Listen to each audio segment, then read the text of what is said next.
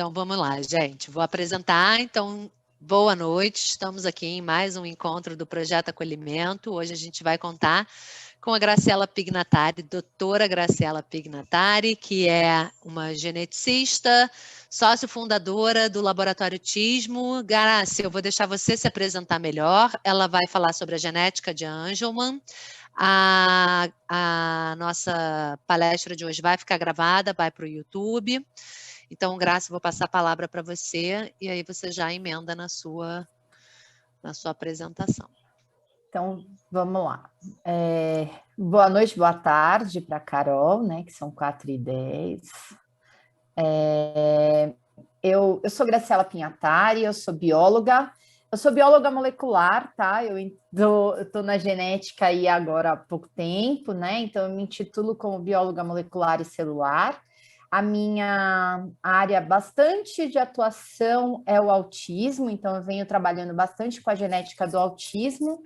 E para mim é sempre um desafio maravilhoso quando eu venho falar sobre síndrome de Angelman, que a Carol ela me trouxe aqui para esse mundo e é para mim sempre um grande desafio, gosto bastante, porque eu saio um pouco da minha casinha só de genética de autismo, apesar da genética de autismo ser bastante complexa, eu vejo a de Angelman tão complexa quanto, né? Eu acredito que a gente aprende muito quando eu venho aqui contar para vocês um pouco dessa genética.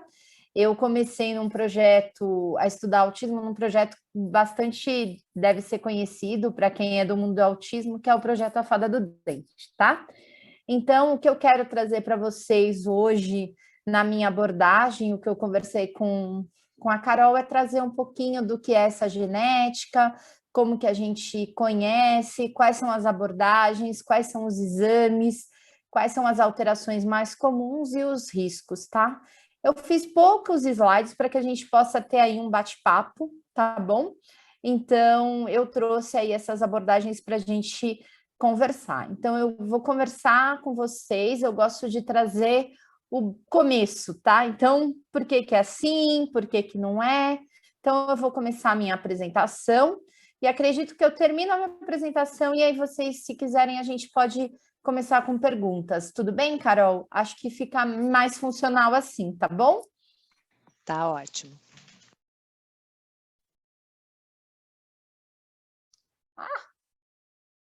Eu pus para compartilhar sem compartilhar com vocês, gente. Olha, vamos compartilhar a tela.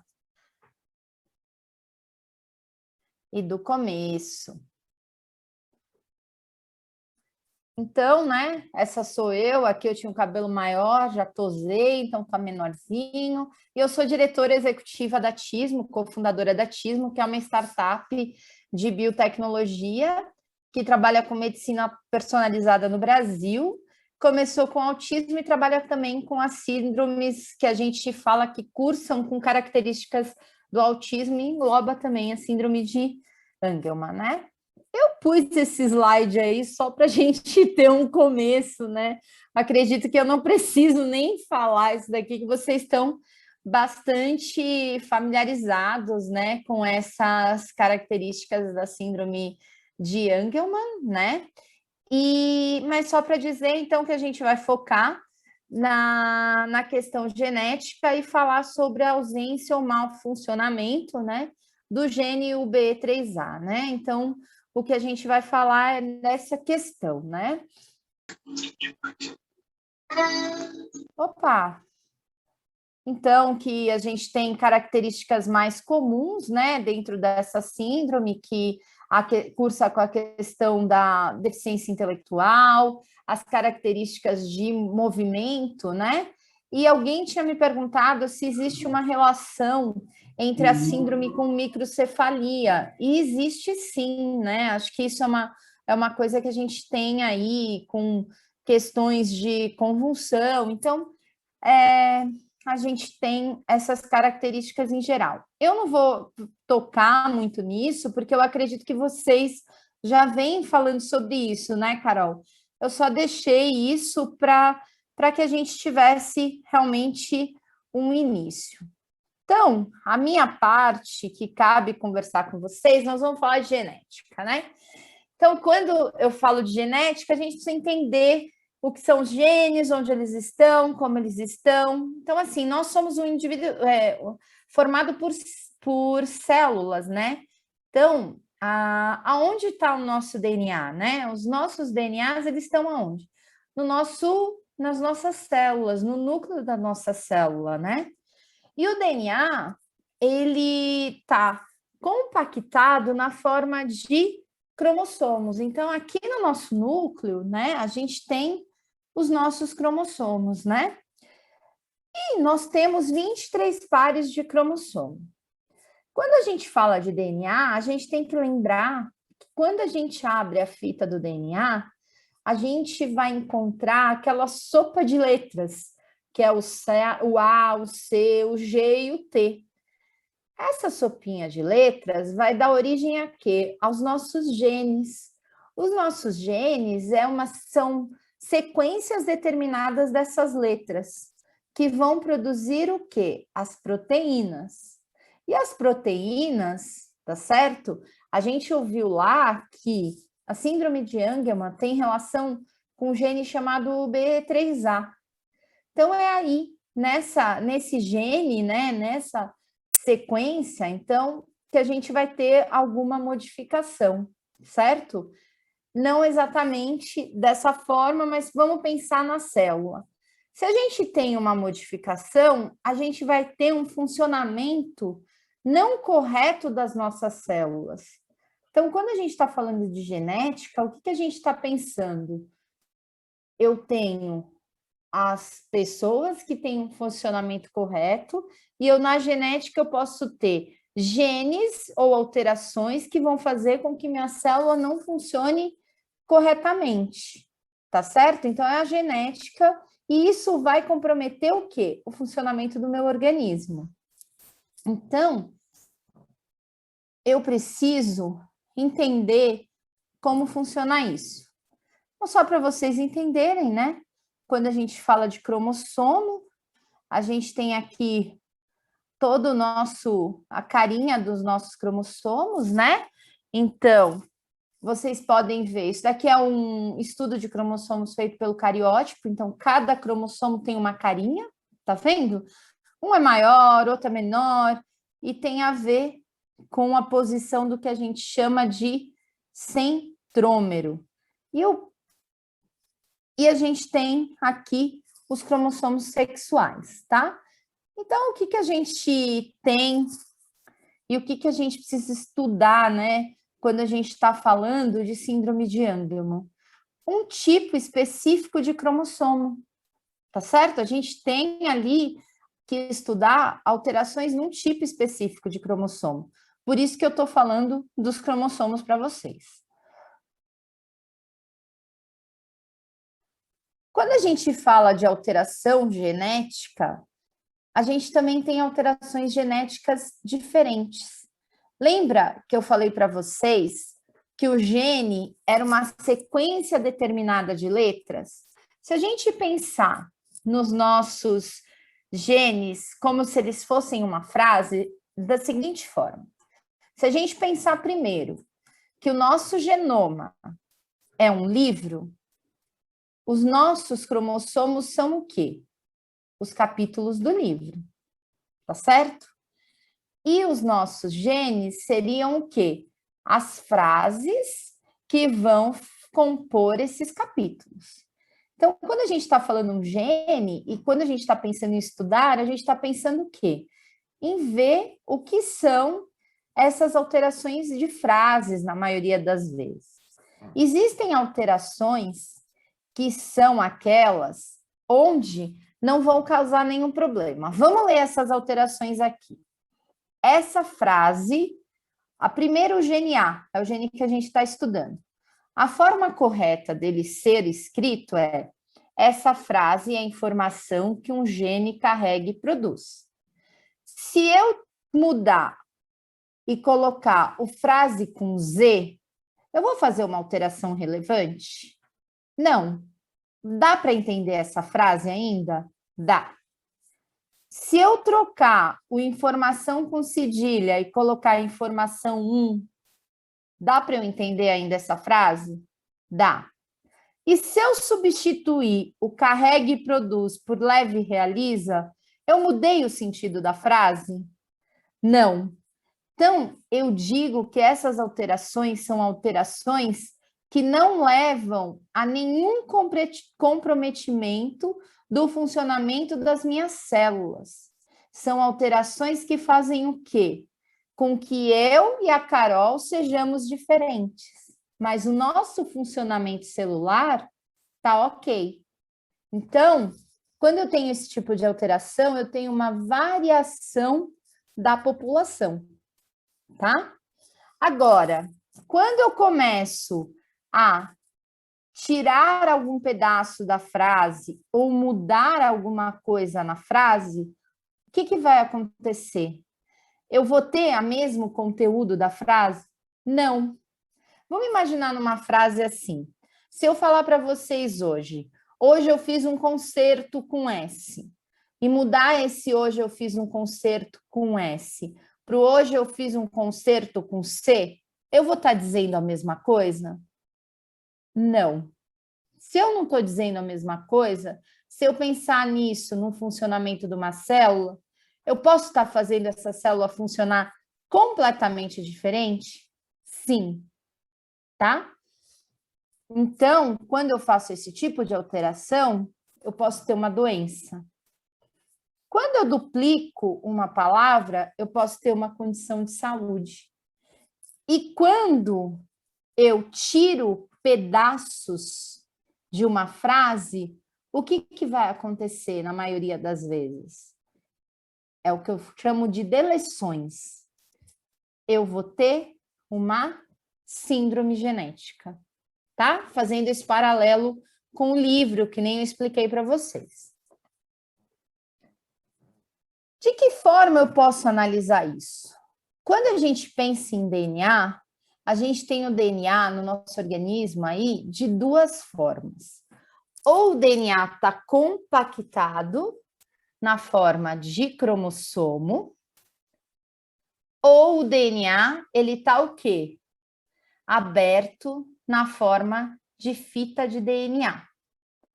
Tá certo? Então, quando eu faço um exame genético, eu posso estar analisando o DNA dessas duas formas. Ou sobre a forma de um cromossomo, ou sobre a forma aberta e ver o gene, tá? Então, quando a gente fala de exame genético, a gente fala desses dois grandes públicos. Eu vou falar dos exames genéticos e depois eu vou voltar nesses slides quando eu falar da síndrome de Angelman, tá? Para vocês entenderem. Quando eu falo de exame genético, um dos exames que vocês já devem ter ouvido falar é o exame chamado cariótipo. O exame cariótipo, ele é um exame que vai mostrar para vocês qual é a estrutura e qual é o número correto dos cromossomos. Ele faz um estudo de cromossomo. Além disso, ele pode falar de rearranjo cromossômico. Então, ele é como se tirasse uma foto do cromossomo, onde a gente vai ver a carinha do cromossomo e o número, tá? Então, o exame de cariótipo vê isso. Vocês já ouviram falar de um exame chamado X-frágil? É um exame muito comum quando se tem deficiência intelectual. Ele é um exame também que analisa cromossomo. E ele vai analisar se existem repetições específicas no gene, no cromossomo X, tá? Aí tem um outro exame muito interessante, que é o array genômico, que vocês devem já ter ouvido falar.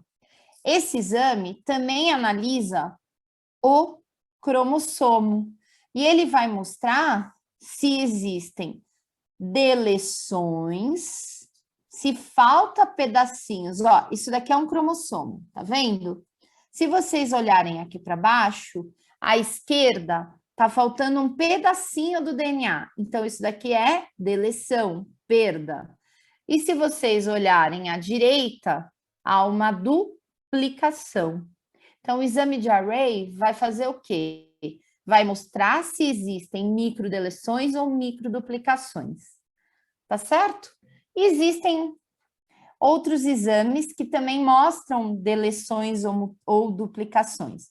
Um deles é o MLPA, tá certo? Que é muito usado para o diagnóstico de síndrome de Angelman. Porque, além disso, ele pode fazer detecções de deleções em cromossomos específicos e também existe um outro exame que vocês já devem ter ouvido falar, que é o FISH, que é o exame de hibridização fluorescente in situ, onde ele vai, através de uma sonda fluorescente, capturar aqui a informação também de cromossomo. Esses são os exames que a gente está falando em nível de análise cromossômica, tá? E aí, a gente consegue ver alterações específicas de genes quando a gente está falando de análise cromossômica? Não, tá? Então, é como se a gente dividisse as análises genéticas em dois blocos. O primeiro bloco é um bloco que analisa o DNA na forma de cromossomo e que engloba esses exames.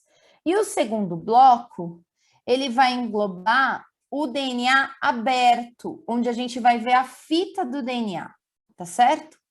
Aí a gente vai ter o quê? Um exame que vocês já devem ter ouvido falar, que é o exoma.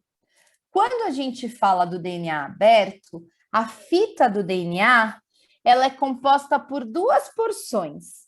Vocês podem olhar aqui. Um pedaço delas é chamado de exon e o outro pedaço dela é chamado de intron. Os exons são as regiões que vão ser importantes para codificar as proteínas, que fazem todas as funções do nosso organismo.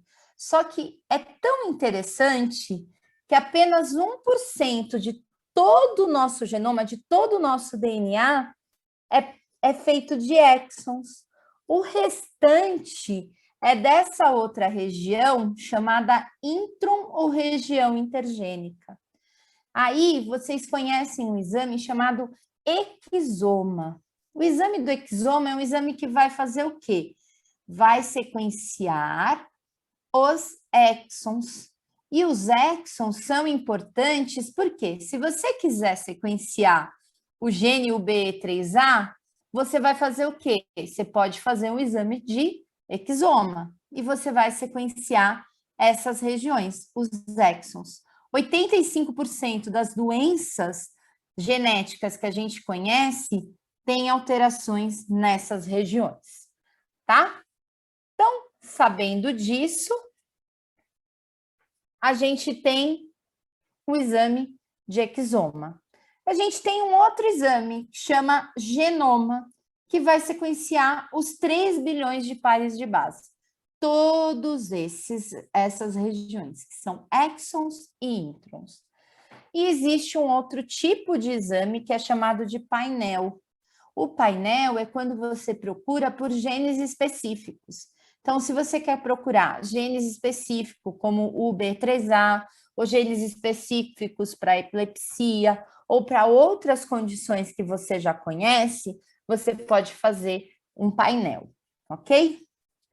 Então, agora vamos falar de o que a gente encontra, o que é a síndrome de Angelman no ponto de vista genético. Então, a gente sabe que a síndrome de Angelman é uma deleção do braço longo do cromossomo 15. Por que braço longo? Porque a gente sabe que o P significa petit, que é braço curto. E a outra letra que vem depois do P é o Q, que significa braço longo, né? Na região, na banda 1113, né? Então, a gente tem aqui. E aí, o que acontece, né, na síndrome de Angelman? Ela é a perda da expressão do gene UBE3A do alelo materno. Por quê? O alelo paterno, ele não é funcional, tá certo? Ele não é expresso no cérebro. Então, a gente tem aí uma síndrome muito peculiar, onde o que acontece? Quando a gente está falando de cromossomo, a gente sempre tem que pensar o quê? Que um alelo, ele vem da mãe e um alelo vem do pai.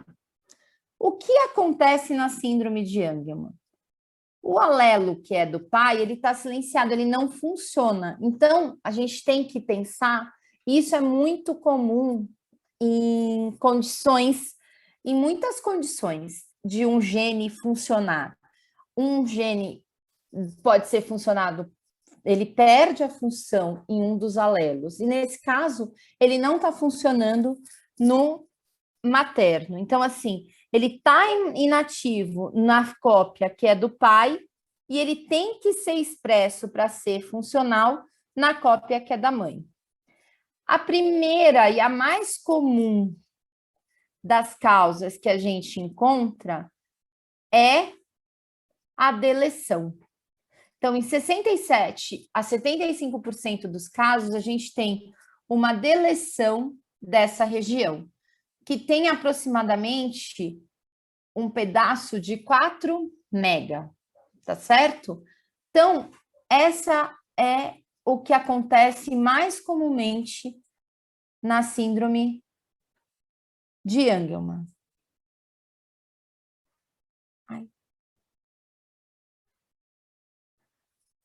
Oi!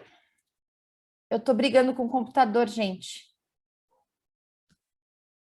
Peraí. O que a gente tem? Onde que a gente veria essa deleção? Se a gente, eu acabei de falar com vocês sobre a questão dos exames genéticos. Então, se eu tivesse que fazer um exame genético para ver a deleção, qual seria o exame que eu iria fazer? Um array genômico, né? Porque era no array genômico. Lembra? Vamos voltar aqui. O array genômico, que é esse exame aqui, ele é o exame que vai detectar deleções ou duplicações.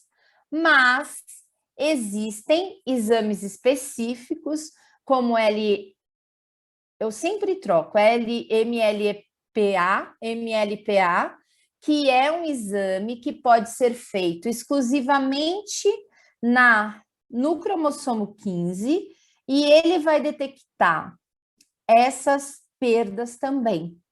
Um outro exame que também pode detectar isso é um exame chamado de FISH, tá? Mas se você pensar no screening geral, você pensa num array genômico, tá? Como se fosse um primeiro exame para essa detecção, tá certo? O FISH é como se você marcasse de fluorescente esse cromossomo, e aí você vai lá e vai analisar a sua célula. E aí a gente fala que ele vai hibridizar, ele vai colar, e a gente consegue ver essa perda, tá?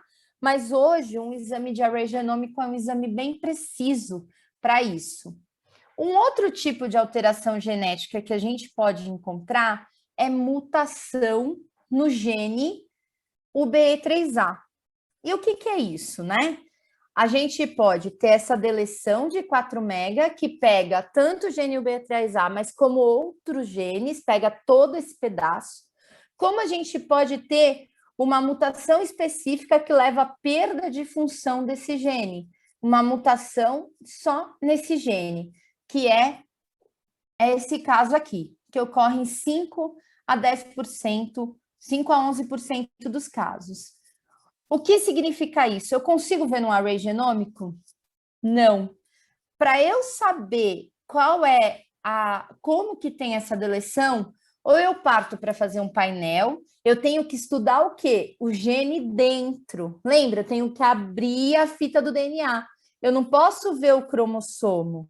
Para ver a mutação, eu vou abrir o DNA. Eu tenho que ver o gene, que é uma sequência determinada daquela sopa de letras, que é o A, o C, o G e o T. Então, eu não posso fazer um exame de array, eu tenho que fazer ou um exoma, ou um painel, ou um MLPA para estudar só aquele gene, tá certo?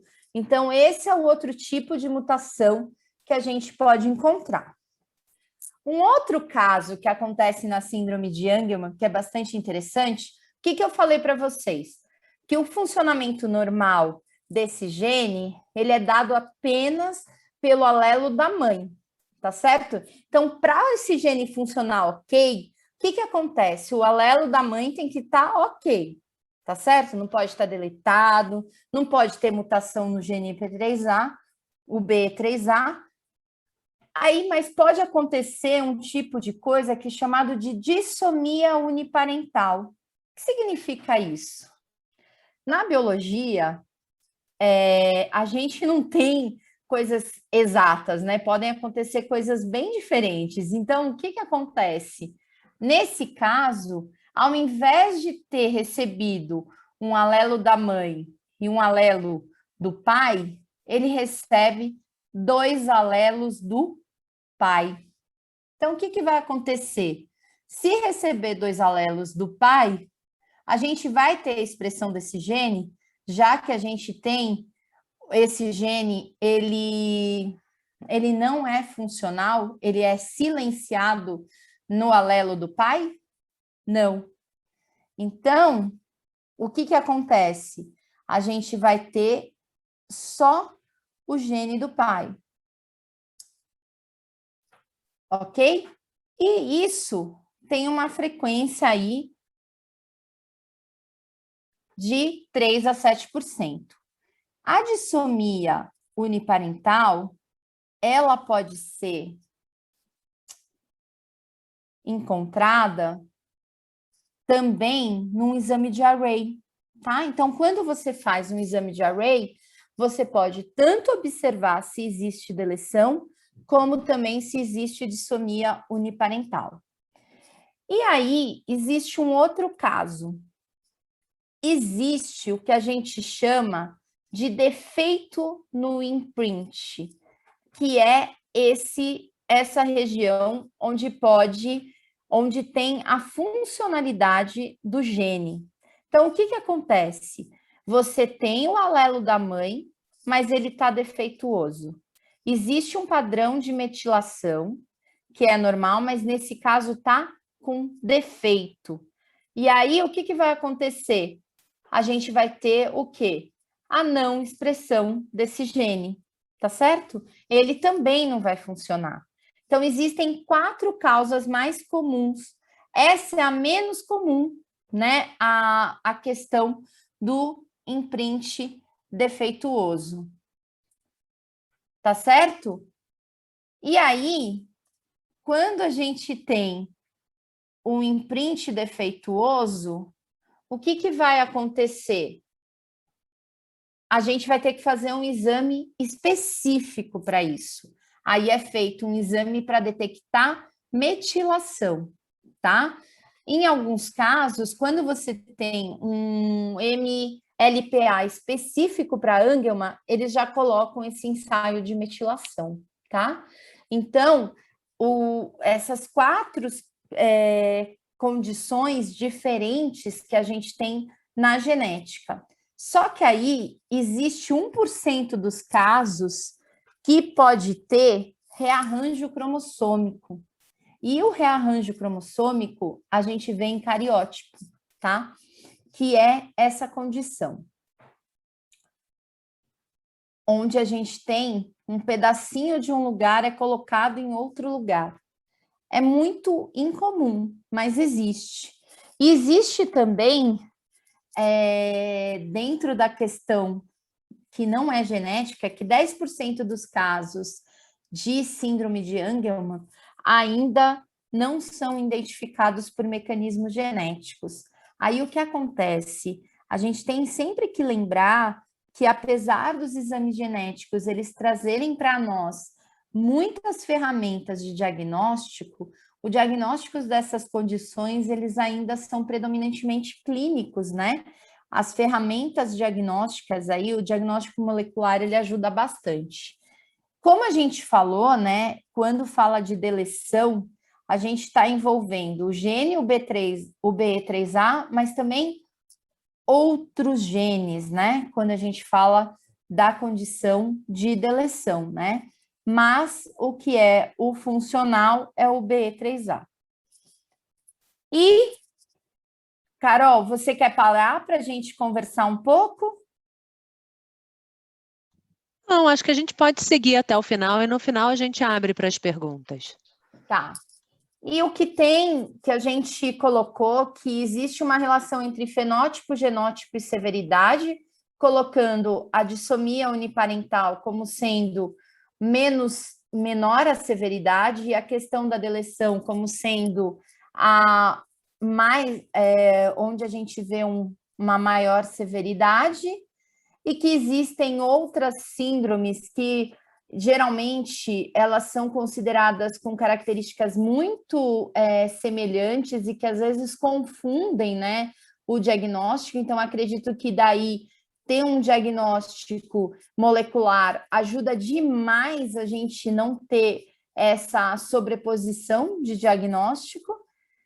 E aí vem uma causa muito comum, que é o aconselhamento genético, né? Que é assim, eu faço um exame genético, eu sei o que é, e aí eu acabo tendo a questão de relevância do como, porquê, se eu tenho um risco maior, se eu vou ter a condição de ter outras pessoas. Quando nós temos aí uma pessoa com uma síndrome, o que a gente tem que fazer? Procurar um aconselhamento genético e um médico geneticista. Aqui no Brasil, procurar um médico geneticista é algo bastante desafiador, tá? Por quê? A gente tem aí, de acordo com o CREMESP, 419 mil médicos, mas nós temos apenas 246 médicos geneticistas. Então, é um desafio muito grande de procurar um geneticista no Brasil. E aí, qual é o risco? O que a gente tem? Que o risco geralmente é muito baixo. Na maioria das vezes, essas alterações, elas são não herdadas, elas são alterações, de novo, específicas daquele indivíduo. Aí tem a deleção, a dissomia, mas a mutação, às vezes é de novo, mas tem casos de risco de ter na mãe, né? Então, a gente tem aí alguns casos de recorrência, mas geralmente o que a gente fala é que o risco de recorrência é muito baixo, tá?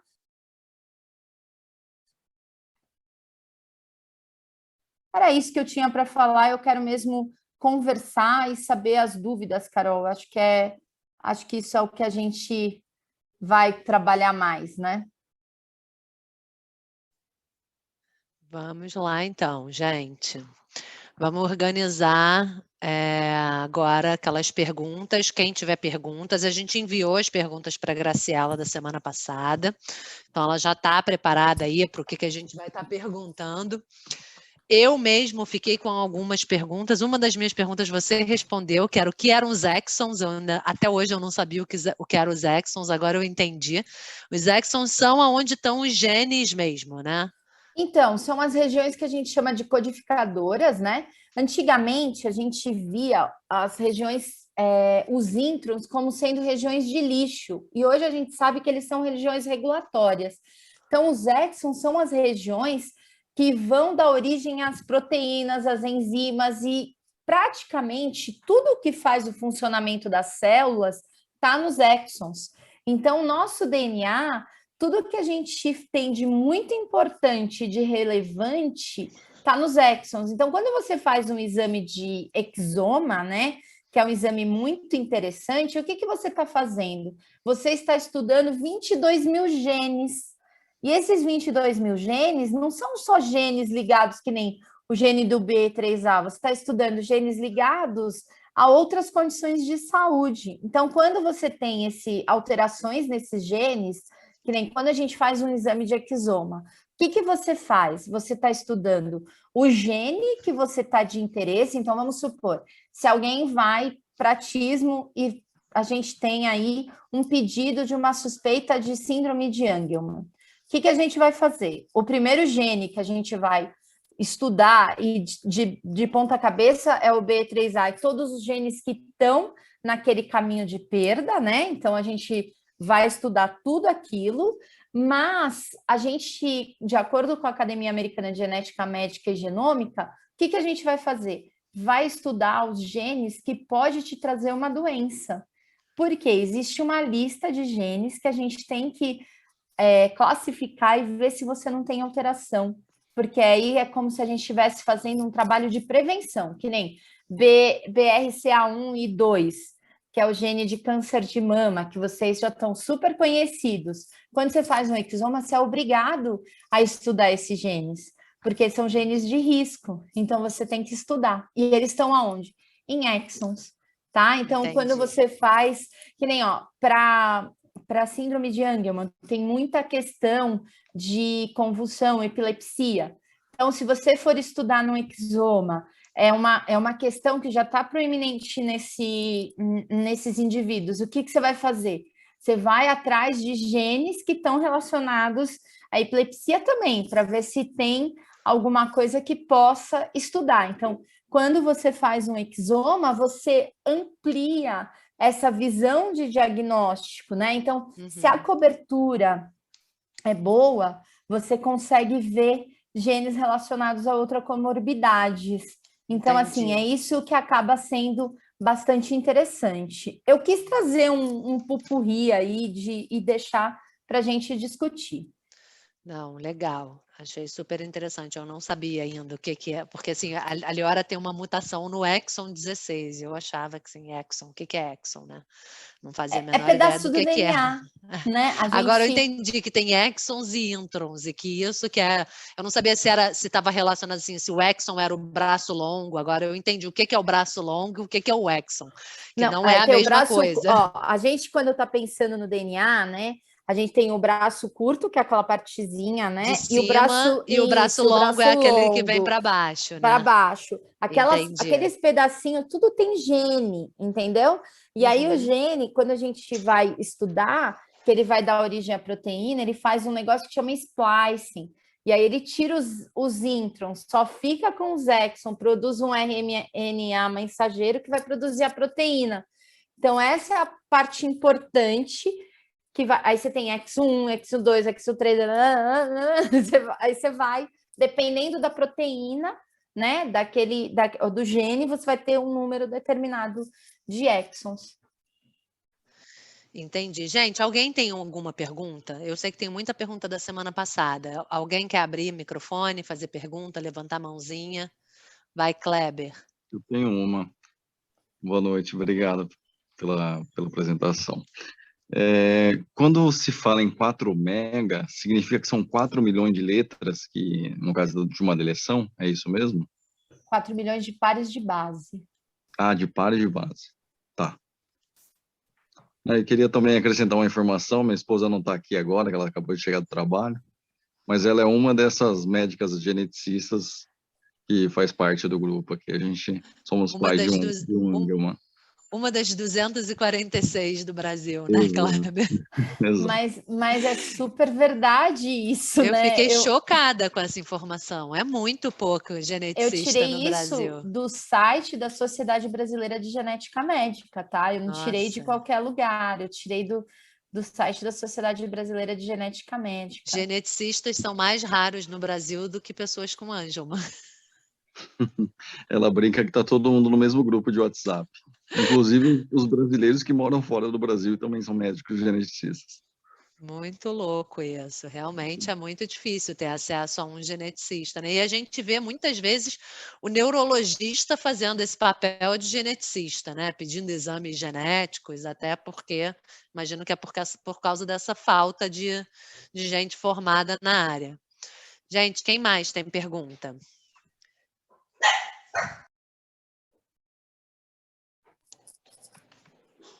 Espera aí. Gente, vai, Bárbara, faz a sua pergunta. Eu vou sair da tela, mas eu estou ouvindo, tá? Joia. Eu vou repetir a pergunta. Tudo bem, Graciela? Eu vou repetir a pergunta que eu fiz na semana passada, né? Eu tenho um filho, o Theo, de 2 anos. Ele tem a síndrome, né? E ele se caracterizou através da dissomia, né? Eu tenho muita vontade de ter o segundo filho, né? Então, a Carol já falou que não conhece nenhum caso, né? De pais que tiveram filho com Angelman e que o segundo veio também, mas eu queria saber se há probabilidade, se devido a essa insegurança, se é recomendável fazer, mesmo sem ter nenhum histórico, um aconselhamento genético. Eu queria saber isso e também saber, Theo, ele nunca apresentou nenhum quadro de epilepsia, né? Eu tenho agendado um eletro para fazer com ele aí daqui a 15 dias. Eu tenho percebido, eu não sei se é nóia da minha cabeça, se eu estou imaginando a questão das crises de ausência, mas se há casos de Angelman que não tem, que nunca desenvolveram crises, esse tipo de coisa. Você está me fazendo uma pergunta bem clínica, né? Eu vou falar da minha seara, tá? Então eu vou para a parte mais genética. Se ele vai ter crise ou não, não sei te responder. Se ele tem crise de ausência só fazendo o exame, porque às vezes a gente não consegue responder, né? Acho que é um tipo de crise que às vezes é muito silenciosa. Acho que assim, o neuro que vai pedir o exame e vai te responder. Eu tô te falando isso de ouvir a neuro que trabalha conosco falando, tá? Eu não tenho essa expertise para te dar essa resposta, tá? Eu vou ser bem sincera para você. Eu sou biólogo, não sou médica, então acho que isso é uma coisa que é muito médico e muito de médico que tem experiência com epilepsia, sabe? Acho que a gente fica cada um no seu quadrado, né? Em relação ao risco, eu concordo com o que a Carol já te falou. É muito raro, é inferior a 1%, mas eu acredito que toda pessoa que tem uma síndrome, que tem uma criança com autismo, enfim, ou com uma síndrome, fazer um aconselhamento genético não é demais, sabe? Eu acho que vale a pena, né? Se você tem condições de fazer um aconselhamento genético, acho que vale buscar, né? Eu acho que tira as suas dúvidas, faz todo um mapeamento da sua família, né? Então, assim, sempre válido. Não sei, onde que você está? Na Paraíba? Não, Pernambuco, Recife. Pelo sotaque, não me enganava. Afinal, eu sou casada com paraibano, né? Eu tenho que conhecer esse sotaque muito bem, né? A minha mãe é paraibana. Tá vendo? Eu dei um tiro certeiro. Mas eu realmente, assim, aconselho fazer, porque sempre bom você ter alguém olhando para o seu caso especificamente, olhando aquilo de uma forma muito interessante. E você fez que exame? Só para eu ver se eu falei alguma besteira, se eu falei o caminho certo, né? Ele fez o estudo da metilação do cromossomo 15. E ele fez a primeira vez, foi o primeiro exame que ele fez, deu negativo, mas na verdade o laboratório errou. Aí depois ele fez o cariótipo, fez o array, íamos fazer o exoma quando o laboratório ligou dizendo que identificou o erro, né? A gente tem visto, né, que apesar do array ser um exame mais ampliado, né, algumas pessoas optam por fazer o exame já direto, específico para o cromossomo 15, né? Eu tenho visto isso bastante. Eu estou até te perguntando por uma curiosidade, eu nem discuti isso com a Carol, mas é que quando a gente fala do macro, né, a gente sempre pensa no array, né? Até quis colocar para vocês o array, porque às vezes quando a gente tem atraso, né, global do desenvolvimento, o array ele sempre foi colocado como sendo o primeiro exame, né, para esses atrasos, né? Embora hoje existe uma discussão muito grande entre se fazer array ou se fazer exoma, mas nesse caso, se eu tenho uma pergunta que vem com o curso de uma deleção, com uma síndrome, né, era só uma curiosidade mesmo, tá? Joia. Não, a gente fez esse exame direto, a neuro, ela na primeira consulta, ela já suspeitou de cara de Angelman, quando ela avaliou o Theo. Bárbara, eu vou só então complementar a questão da epilepsia, né? O TEL é dissomia, certo? Isso, é dissomia. Então, os casos de dissomia são os que a gente costuma ver uma epilepsia mais branda, tá? Existem, sim, algumas crianças que não desenvolvem a epilepsia, mas não é uma regra, não tem como você predizer qual é o genótipo que vai ter ou não a epilepsia, e tem pessoas que só vão desenvolver a epilepsia, às vezes, na adolescência ou na fase adulta. Então, assim, mesmo que ele não apresente epilepsia na infância, o meu conselho para todas as famílias é: façam eletros periódicos, um acompanhamento com o neurologista, mesmo que não apresente. Porque a hora que, se um dia vier, você está preparada, você tem um plano de ação, você não é pega de surpresa, tá? Mas o que eu vejo na maioria dos casos é que dissomia tem realmente uma epilepsia mais branda. Eu vou chamar agora a Alessandra, que está com a mão levantada. Carol. Nada, Bárbara. Obrigada, Graciela. Pode falar, Alessandra. Bárbara. Oi, boa noite. Então, eu queria saber, o seguinte, o Arthur, ele é de eleição e a gente fez o array. Aí, no caso, eu preciso fazer mais algum exame, assim, para eu ter uma noção, igual você estava falando, para a gente saber até o que pode vir de comorbidade, alguma coisa mais para complementar esse diagnóstico, ou é desnecessário? Olha, eu não gosto muito de falar sobre fazer ou não exame, porque eu acredito que, assim, todo exame, ele tem que vir para responder uma pergunta, né? Então, o ideal é você conversar com quem o acompanha para ver se existe necessidade. Para o quadro clínico dele, para responder se ele tem Angelman, você já respondeu com o exame de array. Agora, se um exoma vai beneficiar para ver se ele tem outras coisas, eu não sei te responder, porque isso é caso a caso, sabe? Acho que, assim, um exame genético, ele precisa responder uma pergunta, entendeu? Então, assim, teria que ver com o médico, né? O seu médico, para ver, assim, com ele. Olha, eu posso fazer outros exames? Porque, assim, para responder a respeito da síndrome, do diagnóstico dela, você já tem esse exame que tem, né, uma resposta clínica. Se o exoma vai ajudar a responder outras coisas, eu não tenho como te dizer, mas você já tem um diagnóstico, né? Então, assim, pode ser que um exoma traga outras alterações genéticas? Pode ser que sim, mas também pode ser que não, né? Pode ser que ele não tenha, né, essas alterações que venham cursar com comorbidades. Então, assim, é tudo muito relativo. É bom você discutir com o seu médico, falar, né, se existe, mas eu acredito que ele não vai aconselhar a fazer outros exames de uma vez que você já tem um diagnóstico, tá? Obrigada. Nada.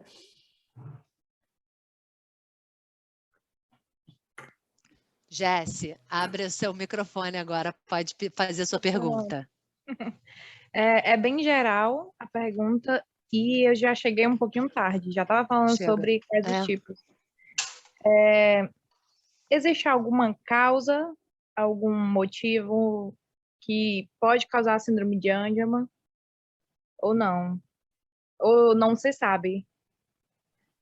Carol, não sei responder isso. Se você puder responder, eu agradeço. Jéssica, eu também, assim, na verdade, eu não entendi a sua pergunta. Como assim? Alguma coisa que você tenha feito para causar síndrome de Angelman no seu filho? É uma coisa bem... Não existe nada que você pudesse ser feito para evitar ter. É um acidente genético que pode acontecer com qualquer pessoa.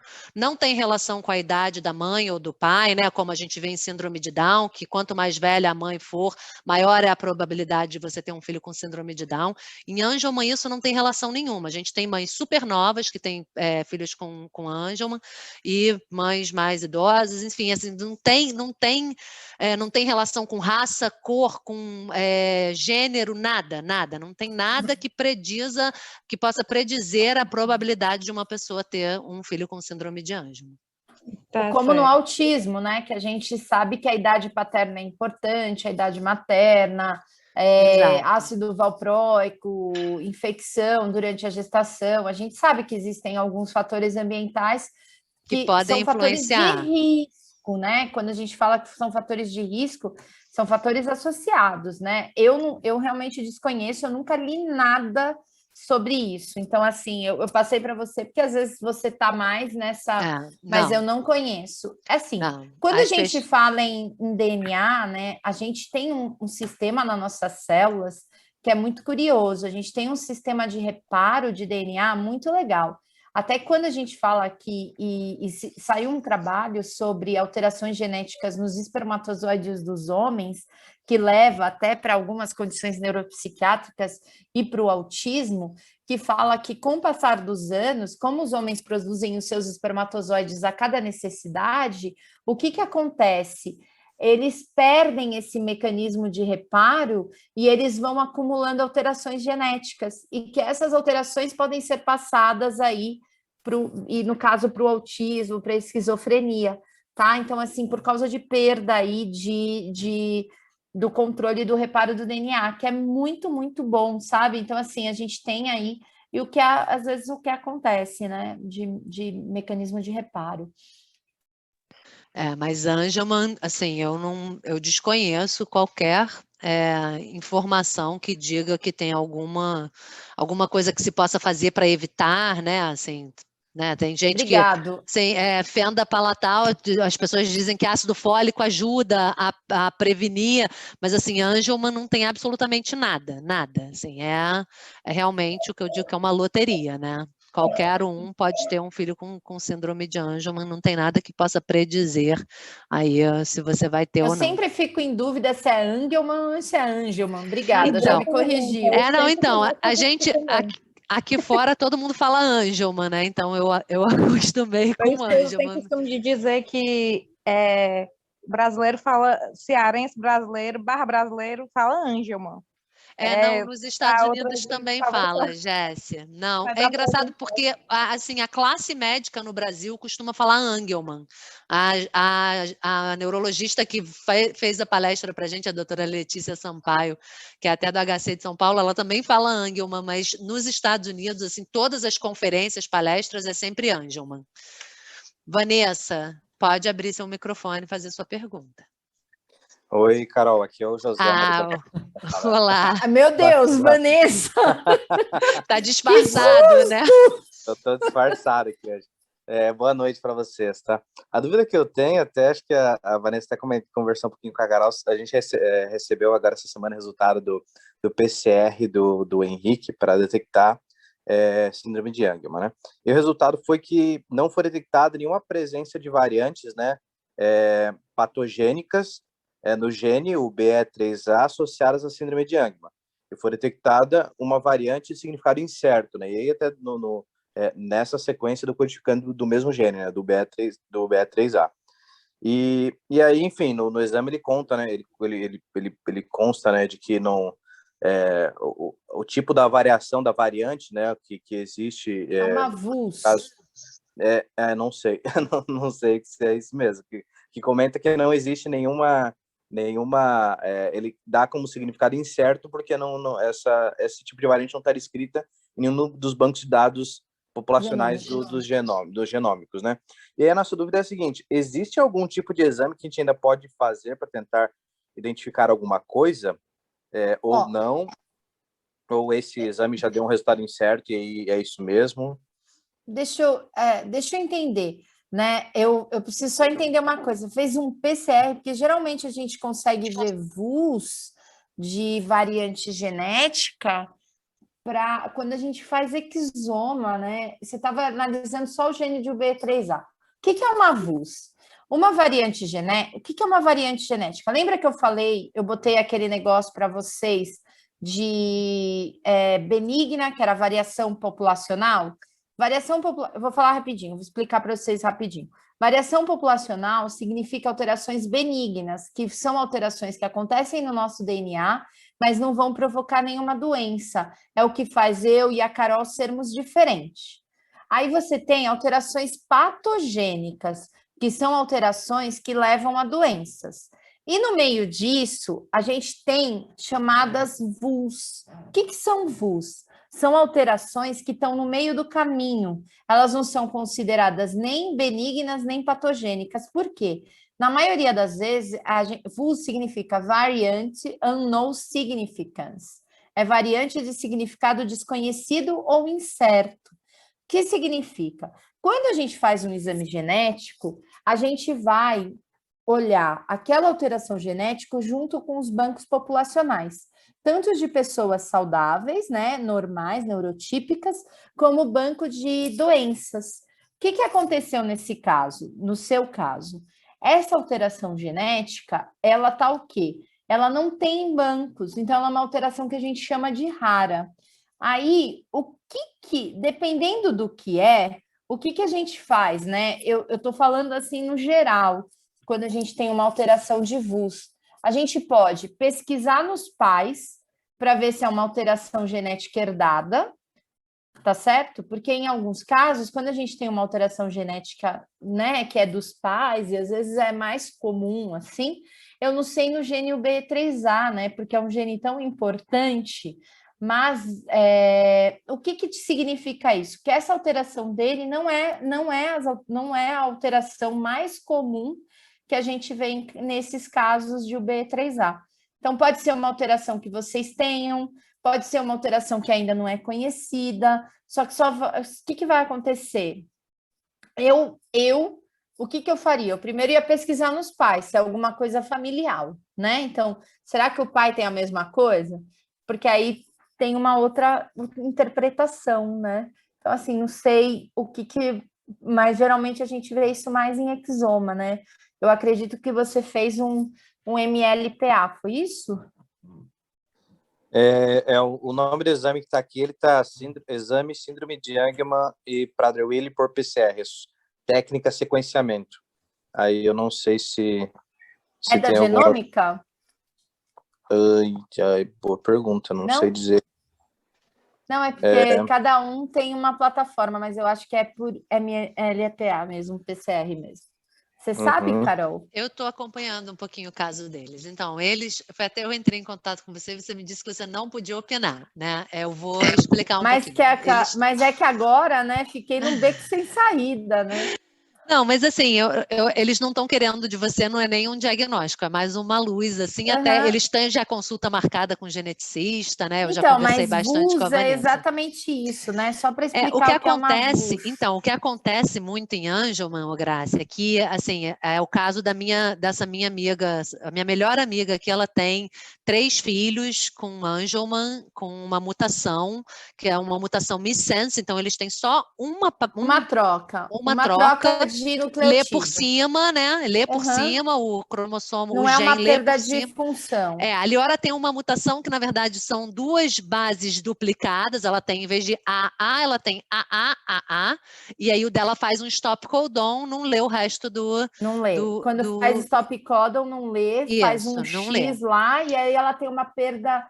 E aí o problema, mas o problema de analisar os pais é que às vezes eles vão analisar a mãe, foi o que aconteceu com essa minha amiga. Eles foram analisar ela e ela carregava a mesma mutação da filha. Só que no cromossomo paterno dela. Então ela não tinha síndrome, quando ela passa para a filha, ela é materna, e aí apresenta-se a síndrome. E o geneticista brigou muito com ela na época, dizendo que não era Angelman, mas na família dela são 8 Angelmans. Veio do bisavô dela essa mutação, e os filhos, a prima dela tem 2 filhos com a mesma mutação, e aí quando eles cruzaram os exames, eles viram que era exatamente a mesma mutação que se apresentava em todos os 8 indivíduos da família que tem uma apresentação clínica de Angelman.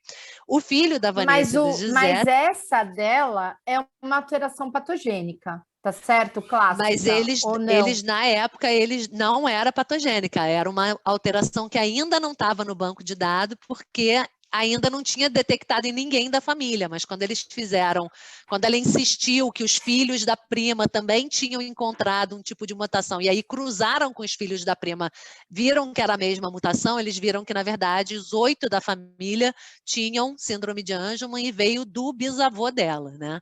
Então veio se espalhando...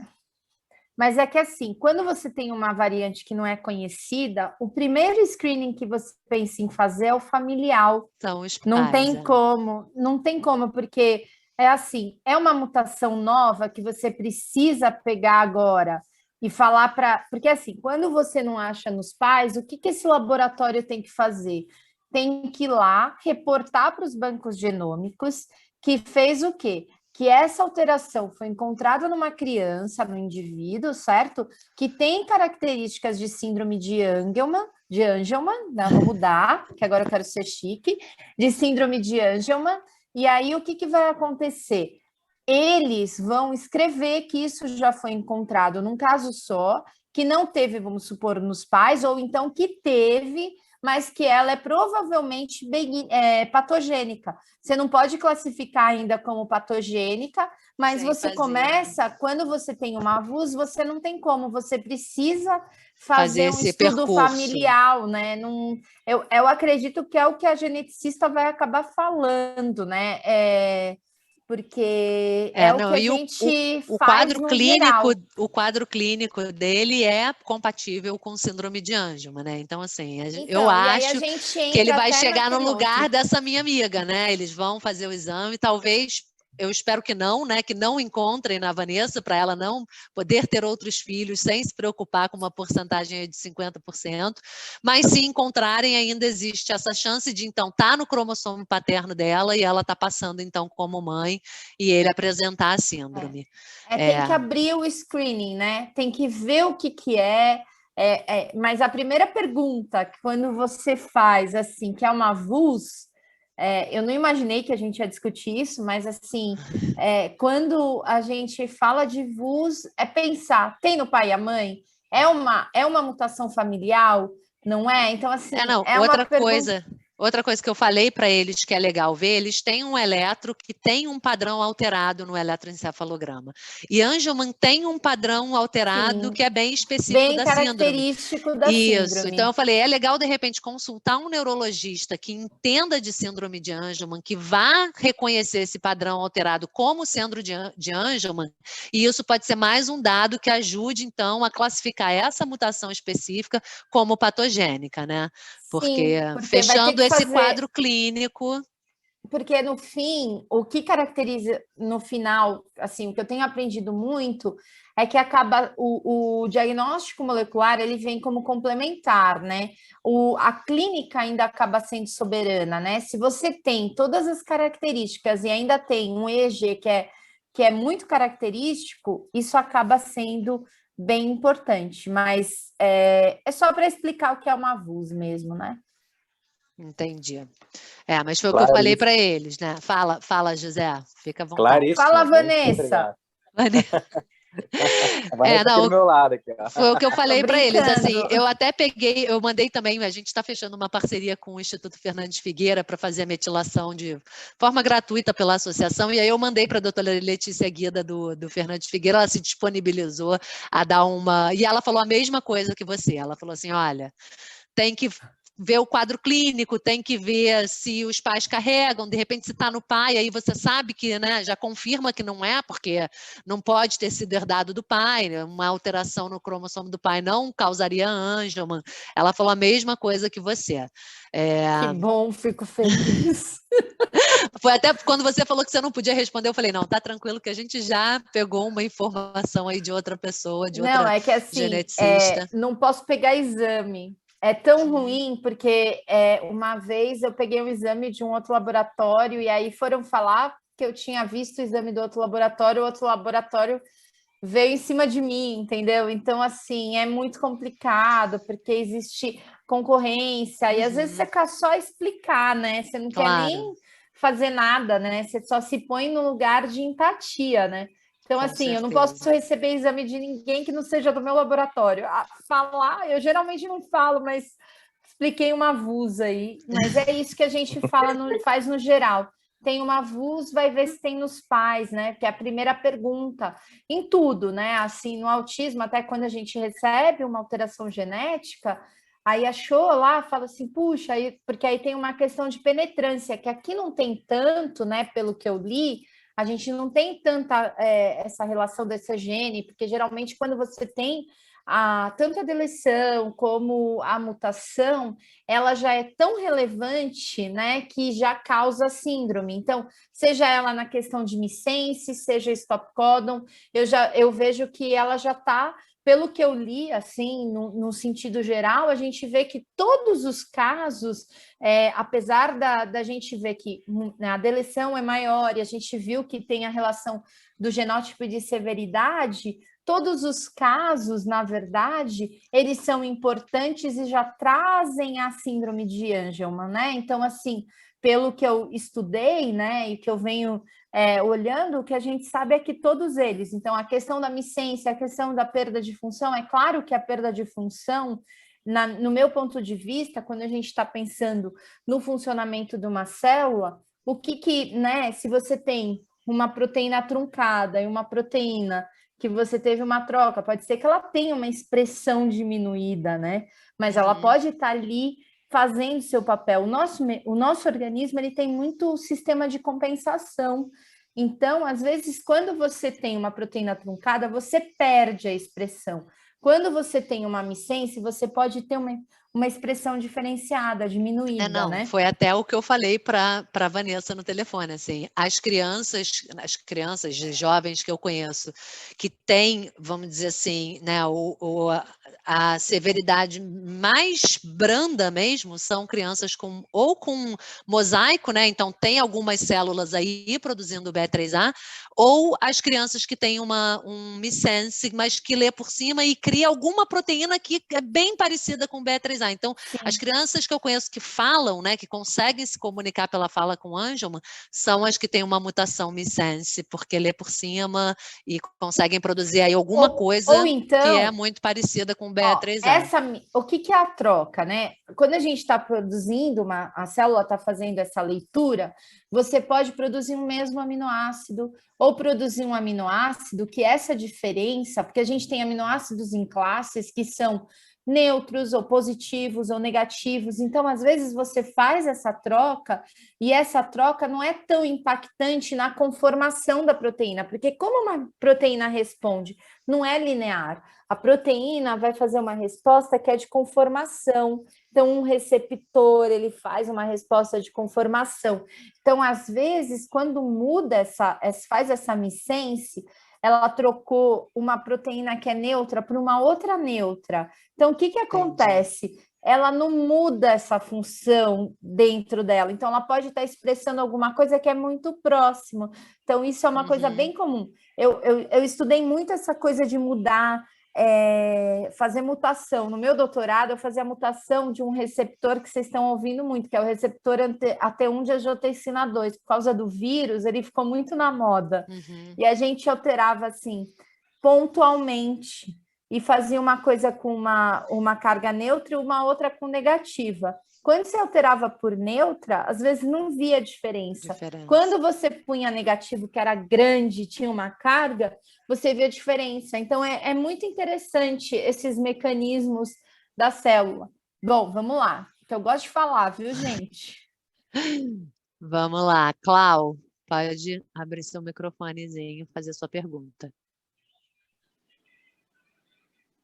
Oi, Graciela, tudo bem? Tô aqui de olho no exoma do Vitor. Você falou muita coisa que está fazendo um pouco de sentido agora, porque ele tem várias dessas VUs.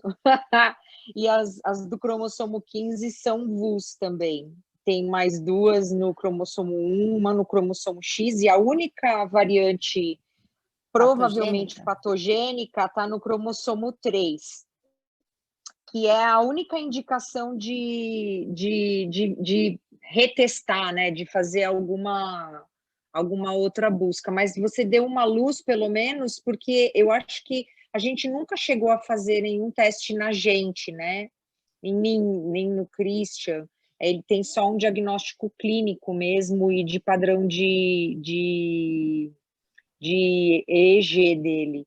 Então, sei lá, acho que talvez foi em 2017 o exoma dele, talvez a gente possa Posso te falar uma coisa? Às vezes, hoje, a Academia Americana de Genética Médica e Genômica, ela diz que quando você faz um exame de exoma de genoma, você deve fazer uma reanálise.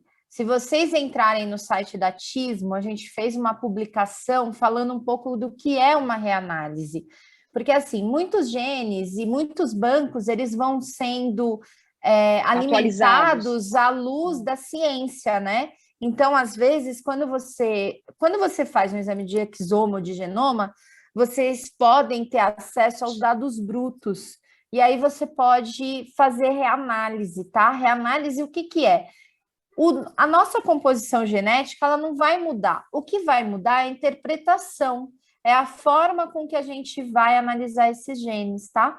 Então, o que que vai acontecer? Pode ser que essas alterações que antes eram VUS, pode ser que alimentaram os bancos genômicos, né? Já tem 4 anos desse resultado, elas podem ter se tornado ou patogênicas ou virado benignas, tá? Isso é muito comum, porque elas estavam, lembra? A VUS, ela é intermediária, né? Entre ser patogênica ou ser benigna. Então, aí é uma coisa que você pode ir buscar, antes de fazer análise em vocês, o que você pode fazer é uma reanálise, tá? Ir atrás de ver, à luz da ciência de hoje, o que aconteceu. Se você quiser, busca lá no site da Tismo para ver o que é essa reanálise, você vai aprender um pouquinho o que é, tá? Tem até mas artigo aí eu teria científico. Os dados brutos eu pego com o laboratório que você fez.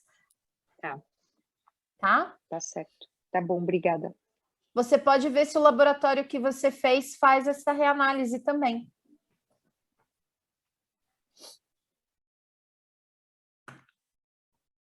Oi, Carol. Tem mais perguntas? Você tá muda, Cá? Eu acho que a Rose pediu para fazer uma pergunta, não sei se ela não está sabendo levantar a mãozinha. Rose, pode abrir seu microfone.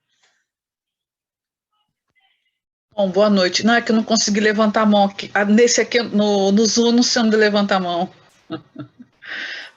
É muita plataforma, né? Porque no Meet a gente consegue, você vê a mãozinha ali. Agora no Zoom procurei e não achei. Boa noite, professora, tudo bom? Eu sou profissional de educação física e eu trabalho com natação, né? E atividade física para pessoas com deficiência intelectual. Já tive 2 alunos com a síndrome de Angelman. Eu queria saber se existe são 2 perguntas, né? Se existe algum artigo que fala... Então, eu perguntei para a Carol falou que também acho que não. Algum artigo sobre natação, atividade física para Angelman. E outra, existe níveis leve, moderado, grave? Olha, eu não conheço esse trabalho, mas eu conheço uma pessoa que eu posso perguntar. Eu posso te pedir para você me mandar um e-mail, alguma coisa assim. Aqui em São Paulo tem uma profissional que trabalha muito com natação de pessoas com deficiências, e assim, ela é uma profissional de muito tempo. Você deve conhecer, ela chama Cândida, não sei se você a conhece. Eu esqueci o sobrenome dela. E assim, é uma pessoa que está trabalhando bastante tempo, ela tem um filho com autismo, e assim, eu posso, se você puder me mandar um e-mail, meu e-mail é graciela@tismo.com.br. Eu posso perguntar a ela, porque eu não tenho essa informação, mas como ela acho que ela trabalha mais de 40 anos com pessoa com deficiência, pode ser que ela tenha essa expertise, tá? Então, e esses graus, eu acredito que tenha, eu não sei classificar, mas pelo que a gente viu, existe essa relação de severidade com as alterações genéticas, e eu vejo que deve ter realmente todo esse quadro clínico, né? A gente viu até que existem diferenças, e que essas diferenças você vai ter aí dentro dos pacientes que você vai encontrar, né? Das pessoas que você vai encontrar. Mas o que eu percebo é que a atividade física ela é boa para qualquer pessoa, né? Então, assim, os autistas, eles amam água. Eu não sei, as pessoas, assim, é meu nicho maior, né? Então, assim, eu vejo muito autista fazendo natação e toda essa adaptação e vejo um progresso muito grande, né? Então, eu acredito que, assim, com a síndrome de Angelman não é diferente. Eu não sei o que a Carol pode dizer. Aqui em São Bernardo eu tenho acho que eu atendo 180 alunos com deficiência. Acho que 100 são autistas. Eles são peixinhos. Na verdade, sim, eu até conversei com a Rose na semana passada, ela estava na nossa sessão e eu falei para ela, assim, que né, atividade física é bom para qualquer pessoa e que em síndrome de Angelman eu sempre falo para todas as famílias a importância de se ensinar segurança na água, porque as pessoas com síndrome de Angelman têm um fascínio por água e é a segunda maior causa de morte ao afogamento. Né, a gente tem vários, assim, por ano, pelo menos aqui nos Estados Unidos, pelo menos a gente vê um caso de afogamento de criança que faz, a gente chama de elope, né, ela foge de casa, ou vai para um quintal, ou está perto de um lago, a família não vê e acaba se afogando porque não tem segurança dentro da água, né, então é muito importante. A Liora fez natação dos 10 meses aos 7 anos, e com 5 anos ela aprendeu a nadar sem boia, né? Então, assim, ela não tem uma estamina muito boa para ficar muito tempo nadando, mas ela consegue se virar um pouquinho ali dentro da piscina. Aqui a gente tem piscina no quintal, sempre teve, então sempre foi uma preocupação minha ela aprender a nadar. Então, eu falei para a Rose, eu acho que é super importante, sim. Espera aí, Grace, porque eu não sei se eu... Não, então agora a Alessandra quer te fazer uma pergunta. Alessandra, pode abrir seu microfone. Quem é a Alessandra? Eu gosto de ver a carinha das pessoas. Eu de novo, mas se tiver alguém para perguntar, tudo bem. Ah, tá bom. Não, eu estava olhando aqui, só para eu entender, pelo que eu vi aqui, Graciela, ele fez um teste molecular para a síndrome de Angelman e fez o CG-Array. São exames diferentes? Okay. O array, lembra que eu expliquei? O array é aquele exame que vai ver cromossomo e que vai ver se tem microdeleção ou microduplicação. Esse teste molecular não é para ver metilação ou alguma coisa que seja um Porque, assim, o que eu vi que existe muito MLPA junto com o FISH, que vai analisar só o cromossomo 15. Então, assim, tem muita gente que começa fazendo o array para fazer um screen geral de todas as deleções de cromossomo e depois vai fazendo confirmação diagnóstica. Então, assim, eu não sei se esse teste molecular foi um PCR que você fez depois para confirmar ou para ver se ele tinha um padrão de metilação. Então, assim...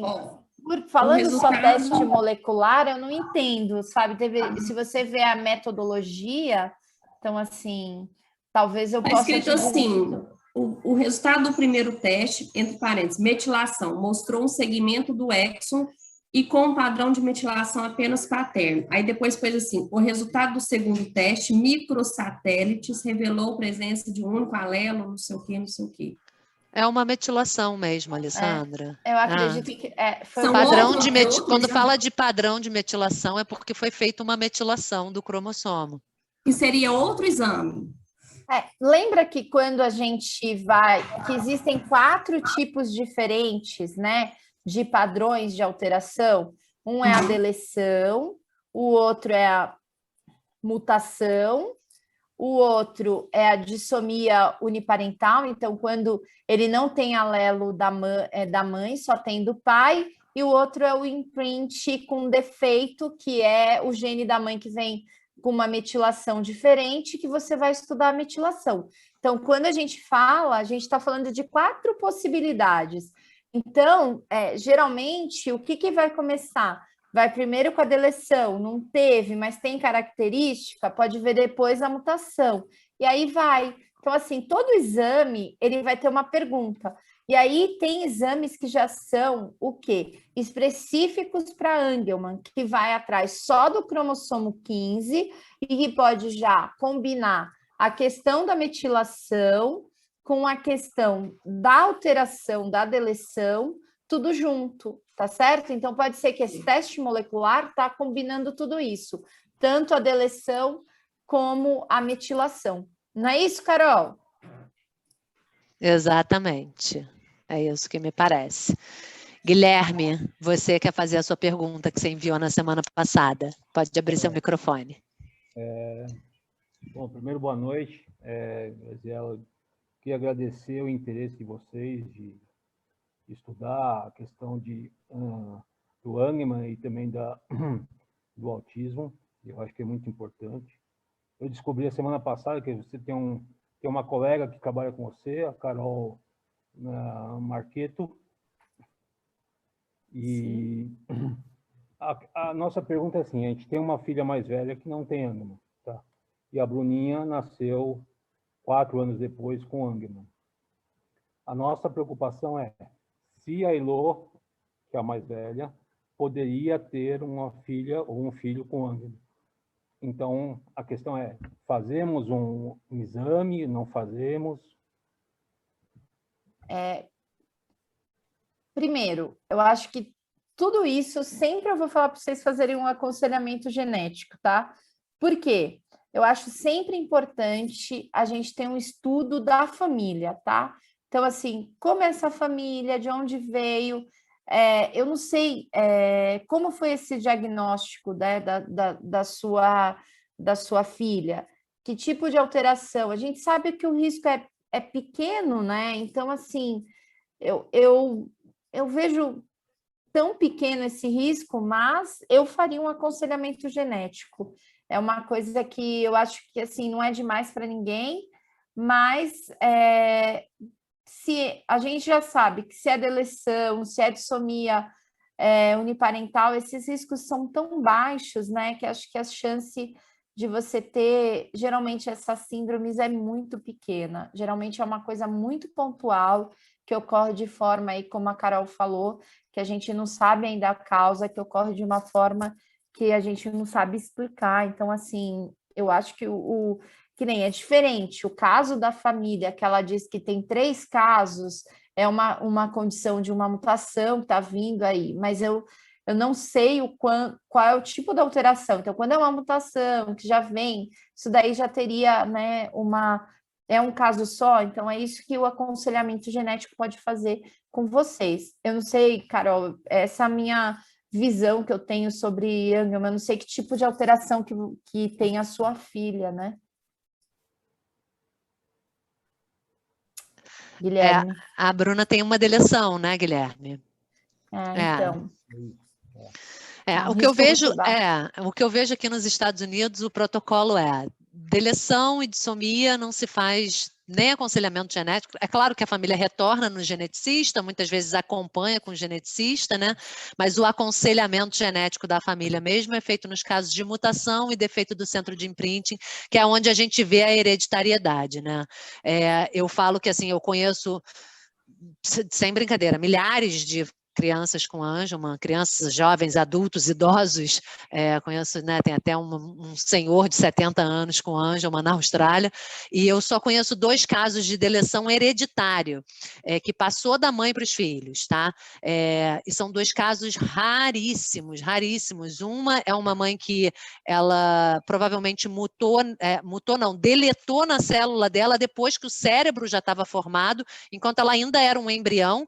Então, quando ela faz ela precisou fazer, quando ela teve o segundo filho com uma deleção, eles fizeram uma biópsia da pele, e aí eles encontraram a deleção na pele, mas no sangue ela não tem a deleção, no cérebro ela não tem a deleção. É muito louco. E uma mãe americana que ela tem uma translocação no cromossomo 15, e que aí então ela teve 2 filhos com deleção. Mas olha, a gente está falando aí, né, de 70% dos casos de Angelman no mundo que tem deleção, e eu conheço 2 casos que são hereditários. Os outros todos. O que eles dizem é que o risco para deleção é 1%, inferior a 1%, né? O que eu coloquei. É isso. E principalmente para o irmão, né? Então, assim, a gente vê a hereditariedade na mãe, né? Mas quando você está falando, o irmão que tem um irmão com Angelman vir a ter. Assim, ninguém está livre, né, Guilherme? Pode ser que, né, ela tenha um filho com Angelman, mas assim, a chance dela é provavelmente a mesma da população em geral, é a mesma, né, da Luciana quando engravidou da Bruna, ter uma filha com uma deleção. Mas eu acho que a gente, como a Graciela falou, a gente nunca peca por excesso, né? Eu acho que se vocês querem tirar essa dúvida mesmo, tem que ir num geneticista e se aconselhar mesmo, mas a chance é muito pequena. Olha, eu vou falar uma coisa assim, e geneticista quando a gente vai procurar um geneticista, eu procuraria sempre um geneticista que tem experiência com desenvolvimento, porque a gente tem que tomar cuidado nessas especialidades, né? Porque tudo bem que a gente tem expertise em tudo, né? Quando a gente fala em um geneticista, mas eu acho que quanto mais a gente puder afunilar aí as especialidades, eu acho que a gente consegue ter respostas muito melhores, tá? Então, assim, se puder conhecer alguém que já tem uma experiência com Angelman, com outras, sabe, é que nem com autismo, né? Quando a gente vai numa pessoa que já conhece a genética do autismo, é muito melhor de você ter essa abrangência. E então, olá, a gente acaba sempre tendo essa questão, né? Então, acho que toda vez que pensar num médico, se a gente puder pesquisar e ter alguém o mais especialista possível, é o melhor, tá? Eu falo sempre a procurar um aconselhamento genético, porque é o profissional que vai poder estudar a família, né? Então, é um profissional que vai poder estudar o caso em geral, mas necessidade não há. Mas quando a gente coloca uma coisa na cabeça, quando a gente é mãe e pai, é muito complicado, né? Obrigado. Imagina. Gente, mais alguém quer fazer uma pergunta?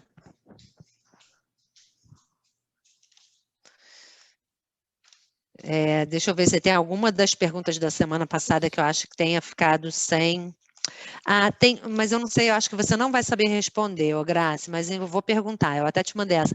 Se os genes GABA que tem ali ao lado do gene de Angelman, né, do BE3A, se eles têm estão relacionados com alguma patologia, com alguma... GABA é muito, muito, muito importante para o sistema nervoso. Eu li no passado que sim, que tinha uma relação.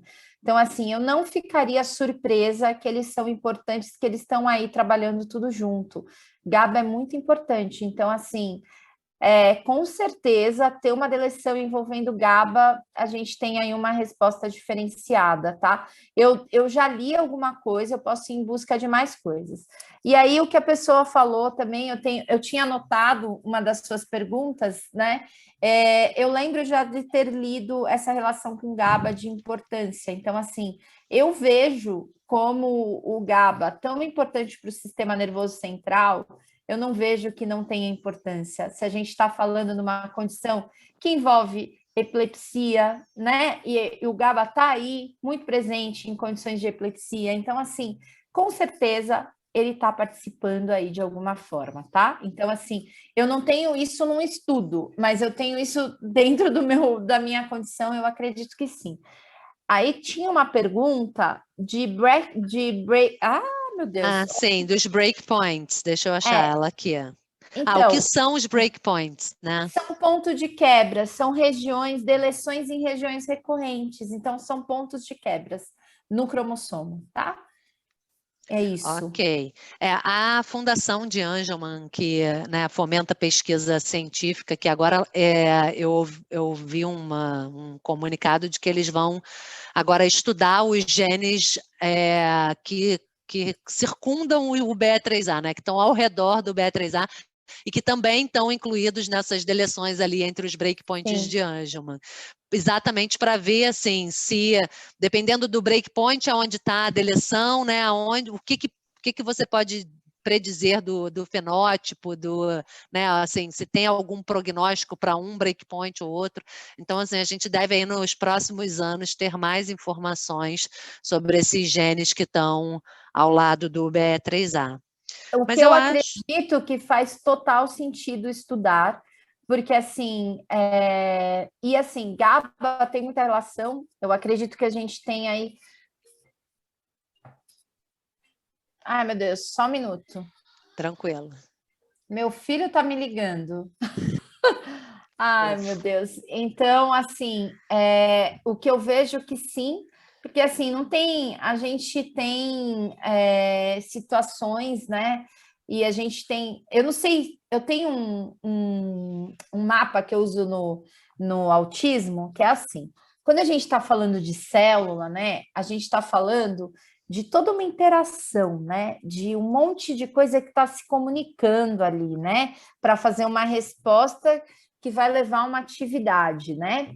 Então, eu falo assim, ó, imagina o nosso sistema, assim, a nossa comunicação, assim, ó, eu tenho um telefone, né, um sistema de telefonia, PABX, tá certo? Imagina a importância de um gene. Se eu desligar nesse PABX só o ramal do financeiro, eu vou ter uma resposta, né? Agora, se eu desligar o PABX central, eu vou ter outra. Então, a mesma coisa vai ser com alguns genes. Dependendo da ligação e da importância que ele tiver, então, se eu tiver ali desligando ele e o que ele tem do lado, eu vou estar tendo um comprometimento. Então, eu acredito que quando eles começarem a estudar todos esses genes que estão juntos nessa deleção, ele com certeza vai ter ali coisas diferentes. Isso daí eles veem, sabem que síndrome? Na síndrome de Phelan-McDermid, que os pedaços de alterações já têm uma resposta diferente nos indivíduos. Isso já foi estudado um pouquinho na síndrome de Phelan-McDermid. Em Angelman não foi estudado ainda, vai ser estudado agora, mas a própria comunidade, né, assim, Facebook hoje é uma maravilha de conectar famílias do mundo inteiro.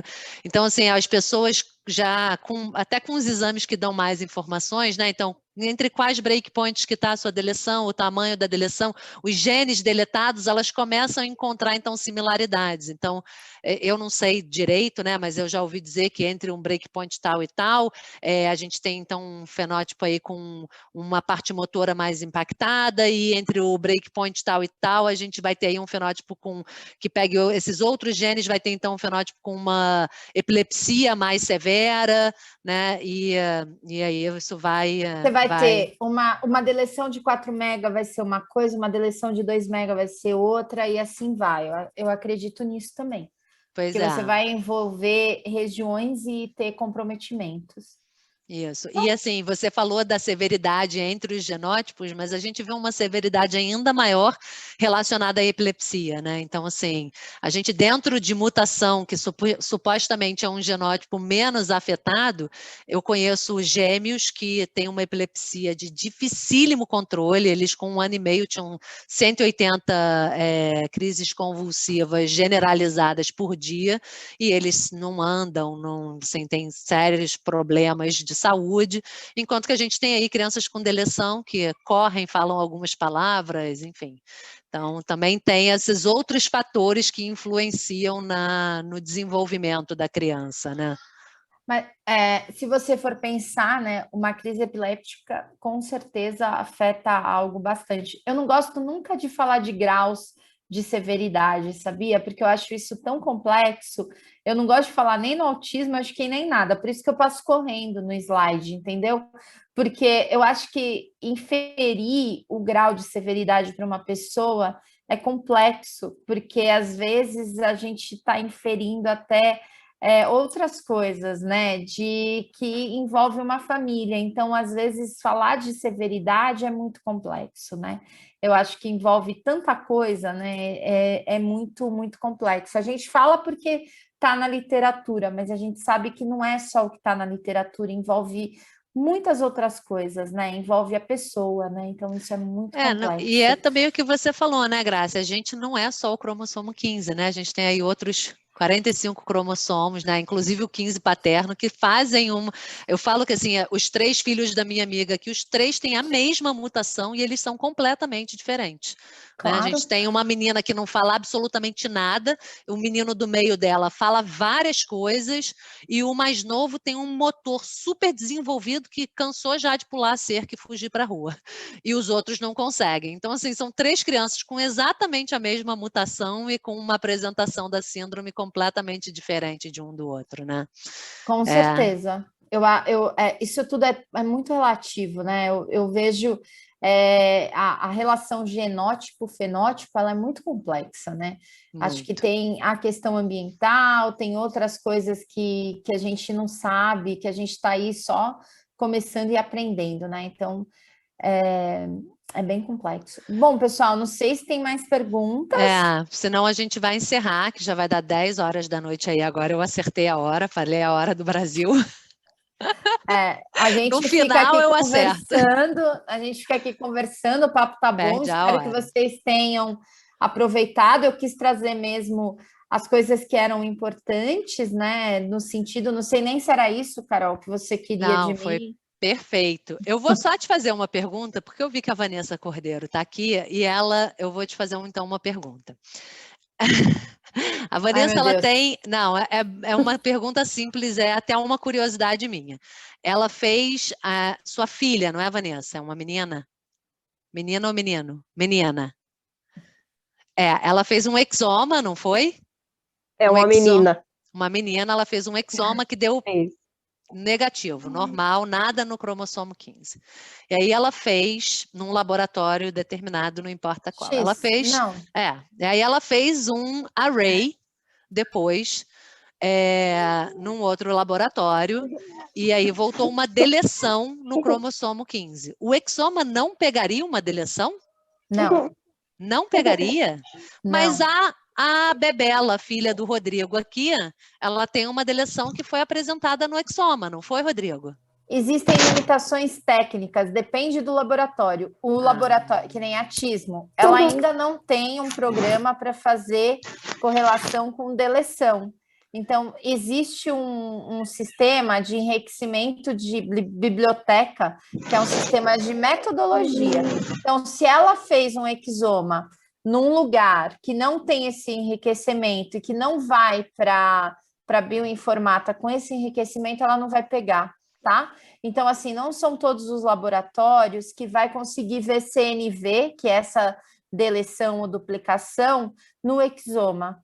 Que nem o nosso laboratório, a Tismo ainda não tem esse sistema, porque a gente gosta de fazer os exames separados para não perder nada, tá? Então, existem algumas limitações técnicas. Então, dependendo do laboratório, ele não vai fazer CNV. E se for algo mais antigo, vamos supor, a introdução de CNV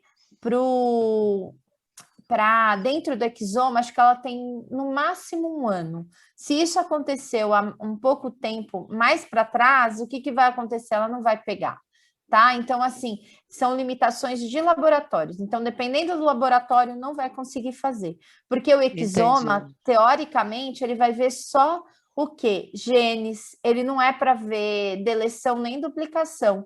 Isso é visto num array, tá? São limitações da técnica. Então, se por um acaso ela fez, nem se ela fez conosco, ela não ia ver, porque a gente não faz análise de deleção e duplicação, tá? São alguns laboratórios. Mas vocês não iriam procurar analisar o gene, o BE3A? E aí, se vocês não encontrassem ele... A gente reportaria. Mas existe uma limitação, porque às vezes o que acontece, existe um enriquecimento, então assim, tem algumas limitações de técnica. O que acontece? É possível um exoma que não acuse uma deleção. E geralmente, assim, foi até o que eu falei, geralmente o caminho você faz um array e depois você faz um exoma, né? Ela fez o caminho inverso, ela fez o exoma e depois o array. E como eu não sabia desse, assim, eu falei, gente, ou um ou outro tá errado. Como eu conheço o laboratório que fez o array, mas eu não conheço o laboratório que fez o exoma, eu falei, não eu iria no array. Não, mas a limitação da técnica mesmo. Entendi. Às vezes não consegue ver e às vezes... tem lá, porque assim, vai ter o B3A, né? Então ele está silenciado, às vezes você tem algum mascaramento, então assim, você tem uma limitação de ver perda, tá? Então é possível. É possível. Não é um erro. Eu achei que pudesse ser um erro do laboratório, então pode ser uma limitação do teste. É uma limitação. Você pode olhar no teste, vamos supor, vai na metodologia do laboratório e vê o que ele escreve, se é possível ver CNV ou não. CNV, perda e ganho. Porque aí, se ele colocou lá, é porque ele não tem essa capacidade. Entendi. Então, ali naquela parte da metodologia do teste, tem que ter essa questão da CNV. Agora eu já aprendi, quando eu receber outro exoma que deu negativo para a deleção, eu já vou olhar. Então, porque tem Se essa tem limitação, às vezes você não consegue ver só o gene, entendeu? A deleção acaba não te permitindo, tá? Então, assim, Entendi. não é erro do laboratório, é Entendi. resolução, tá? Entendi. Não, então Lembra a ótimo. história de cada um exame vai te dar uma resposta? Então, ele pode ter perdido, né? Então, você vê sabe onde você vê? Limitações do exame. Então, assim, ok. não são todos os exames hoje que fazem exoma acoplado com CNV. Entendi. É um produto diferente. A gente ainda não faz, que nem o nosso laboratório ainda não faz. Nós estamos testando para ver se a gente não perde nada de tamanho, sabe? Porque, assim, geralmente eles veem alterações, deleções grandes quando vem exoma. Então, a gente quer fazer uns testes antes de introduzir no laboratório, para ver se realmente dá para confiar para todas as síndromes que a gente utiliza no autismo, entendeu? Todas as síndromes que cursam e todas as alterações que a gente sabe que são importantes tanto para o autismo como para a deficiência intelectual e para síndromes. Entendi. É muito louco isso, né? A gente foi discutindo. Quando a Liora foi diagnosticada, era tão mais simples, né? Porque era assim, ou era o FISH, ou era uma metilação, ou era um sequenciamento do gene B3A. Não tinha nem exoma na época, estava aparecendo o array. Então, agora são tantos testes. 2010, por aí, 2012? 2010, exatamente. O resultado, a gente fez o FISH e a metilação em 2010, final de 2010, e aí em 2011 a gente teve que mandar o DNA dela para cá, para os Estados Unidos, e aí testou aqui para fazer o sequenciamento. Não, eu mandei para o Embrigen, para fazer o sequenciamento no Embrigen. É isso mesmo. Começou isso da 2014, por aí, né? A gente sabe mesmo. Entendi. Era só um array antigo que via pedaços diferentes. Entendi. Não, tá ótimo, gente. Então, vamos encerrar. Alguém, você quer falar, Vanessa? Só queria agradecer, então. Desculpa, só queria agradecer mesmo, porque a gente, apesar de não mudar o diagnóstico da Júlia, a gente tinha muita dúvida sobre isso, porque, na verdade, quando a gente começou a investigação em relação à Júlia, a médica geneticista achava que era um erro inato no metabolismo, né? A gente não achava que era esse outro lado. Então, ela pediu com urgência o exoma, tanto por isso que a gente fez primeiro o exoma, porque ela achava que podia ser nessa parte, né, é diferente e tal ali. Aí, quando veio o diagnóstico, ou quando veio o exoma não constando nada, a gente ficou muito frustrado, sabe? E aí a gente fez o outro exame assim, por fazer, né? Sem expectativa de nada. Por fazer, isso aí. E aí apareceu. Aí a gente ficava muito se perguntando com meu marido, nossa, mas por que no exame, no exoma não apareceu, sabe? Não vai mudar, mas ficava essa dúvida muito grande na nossa cabeça. Agora então, tá explicado. tendo essa resposta... Mas dá uma olhada. A não conseguia dar... Não, mas dá uma olhada nas limitações do exame. Você vai ver. Porque pode estar escrito lá que existe limitação de não ver CNV ou perda e ganhos de grandes deleções. Aí você olha lá na limitação do exame ou na metodologia, vai estar lá explicando, mas ele pode não perceber mesmo, tá? Olha, eu defendendo o laboratório, hein? É certo, né? A gente tem que falar, né? Não, poxa, super me esclareceu, porque para mim eu tinha certeza que era um erro do laboratório. Não. Até porque eu conheci o caso. A médica, nem ela entendeu. Médica ela não soube explicar, nem ela não entendeu. Ela até entrou em contato com alguém para tentar explicar para ela, porque ela também não estava entendendo nada. Então agora você explica para ela, Vanessa. Agora você explica para a médica. Isso. Mas isso, gente. vamos encerrar, porque eu não quero abusar da Graciela, porque vai que a gente precisa de você mais uma vez, para você não ficar com raiva da gente, né? Não, não tô não. Tá Vamos tudo encerrar. bem, tá tudo sob controle. Eu já vi que o filho também deve estar na casa da avó, e agora você, em vez de curtir doente, você vai poder curtir de verdade, descansar, porque tá sem o filho. Vou super te agradecer, Gra, não posso, né, não tenho palavras, você está aqui mais uma vez, né, uma vez presencial, agora aqui, agora vai ficar gravado, para esse papo a gente não vai mais te encher o saco, já está gravado, vai para o YouTube. Imagina, que é isso. Mas a gente, se tiver outras dúvidas de genética, você pode deixar que a gente vai entrar em contato com você. Você virou a nossa consultora de genética, chama. Super obrigado, não sei, sua disponibilidade de estar aqui, eu não tenho palavras. Muito, muito obrigado, gente, boa noite. E, enfim, agora a gente, no final de maio, a gente volta a ter outro encontro, né? O nosso encontro geralmente é última sexta-feira do mês, então, no final de maio, a gente deve ter aí mais um encontro. Queria agradecer a todo mundo que esteve aqui. Obrigado, boa noite.